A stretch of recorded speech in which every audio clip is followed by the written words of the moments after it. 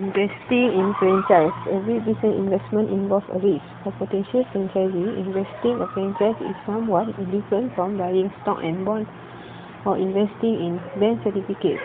Investing in a franchise generally requires both time and money. For more franchisees, time will be the greatest contribution made to business venture. The cost for the investing for the company of Guardian Bukit Lagi according to the success of particular this company. The franchise system is struggling have 4 steps. For the first step, company Guardian Bukit Lagi will listen and learn from existing franchisees to be successful in franchise. They use a group meeting to communicate with all companies that bring franchise. Guardian also learn how to implementing strong national and bringing out new product and their services. For the second step, Guardian need to change necessary. If it involves franchisee company, lack motivation, elevate tension and mistrust.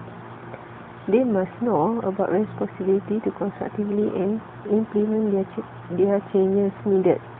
Without the changes, Guardian are likely to fail and cannot be successful for company franchises.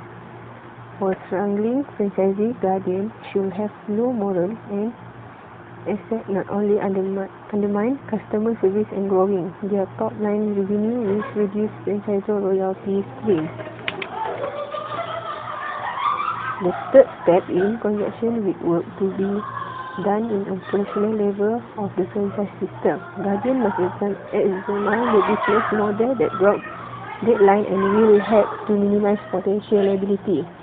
The fourth step, Guardian will create the culture with their corporate staff that emanate strong desire and this full commitment to our company and will focus continue to success of franchise. The last step is the corporate level may be overstaffed and providing poor service support.